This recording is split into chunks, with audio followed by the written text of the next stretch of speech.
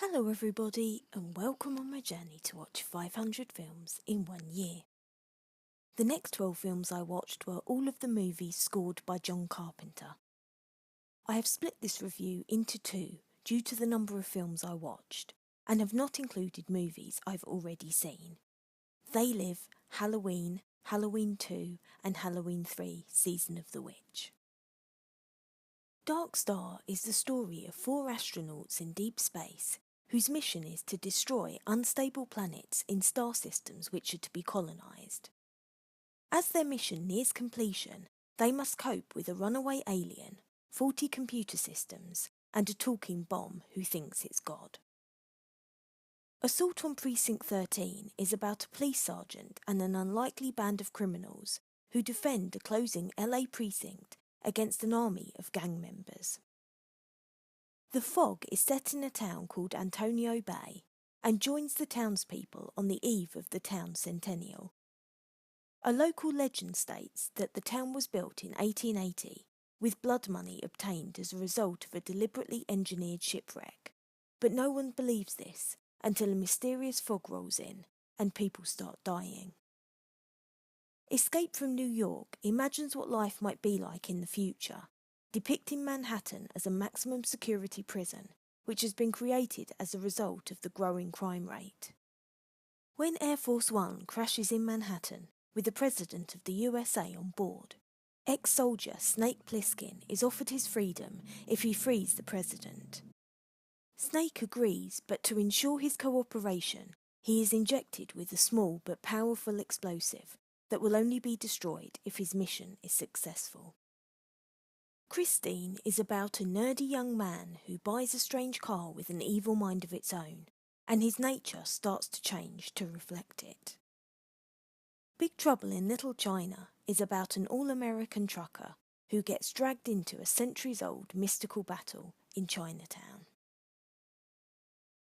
I watched all of these movies in preparation for seeing John Carpenter's live show Release the Bats, to ensure that I was familiar with the music, and also to rewatch some amazing classics in the process.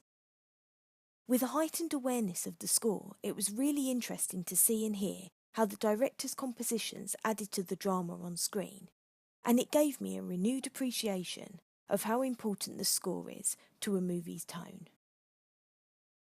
John Carpenter and Dan O'Bannon wrote the screenplay for Dark Star while they were still film students at the University of Southern California. 6 years later, the basic subplot of the film was reworked from a straight comedy to a comedy horror, and it also became the basis for Alien, which Dan O'Bannon also wrote. I can't say that I found the film funny.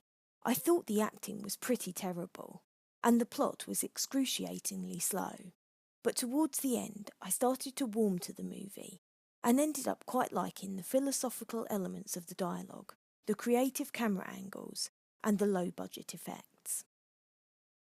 I had never seen the original Assault on Precinct 13, so I wasn't sure what to expect. John Carpenter was approached by a group of investors after Dark Star was released, and they basically said he could make any film that he wanted to. A western would have been his first choice, but due to a limited budget, he opted to reimagine Rio Bravo in a modern-day setting. The characters which really stood out were played by Austin Stoker and Laurie Zimmer, due to the fact that they were brave, fearless, and had good morals. The film was tense and, in parts, quite harrowing, and I liked the fact that the two opposing forces each had their advantages, making it very difficult to guess who would be victorious. The Fog is a traditional horror movie, opening with a ghost story around the fire. The premise was simple, but I found the storyline to be gripping, and I loved the effects used for the menacing and spectral fog, as well as the concept for the ghouls which attack the town. Escape from New York has a very exciting and imaginative plot, and despite the fact that life is very different in this universe, the characters make sensible and true-to-life decisions. A countdown always increases tension in a movie, but there is something about Snake Plissken which seems indestructible, and no one could have played that part apart from Kurt Russell. I felt Brain was a great addition in all his double-crossing glory, and even though the movie is riveting right up until the end, there is a healthy injection of humour into the dialogue also.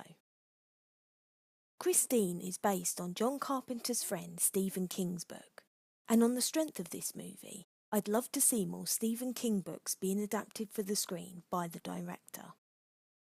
I really enjoyed seeing the main character change from a geek into a rebel, and how his relationship with his car had a major impact on his interactions with his girlfriend, his best friend, and his family. Movies about sentient cars always seem to be successful, and I thought it was fabulous to see how Christine still managed to cause mayhem, even when she was engulfed in flames. Big Trouble in Little China is an absolute classic, mainly thanks to the skill of Kurt Russell, who plays a modern-day champion in the form of Jack Burton. The rest of the cast are also fantastic, and the storyline is a wonderful blend of Chinese mysticism and action. There are some superb fight scenes, some amazing effects, and some genuinely creepy moments. And I honestly can't believe that The Rock is currently developing a remake. I like him a lot, both as an actor and as a human being, but feel strongly that he should leave this entertaining masterpiece alone. My ratings for the first 6 films are simple. All of the movies get a big thumbs up, apart from Dark Star, which gets a thumbs down. Please join me for my next review, where I'll be talking about Prince of Darkness, In the Mouth of Madness, Village of the Damned, Escape from LA, Vampires, and Ghosts of Mars, in part 2 of the movie scored by the great John Carpenter. Thanks for taking the time to listen, and I hope to hear from you soon.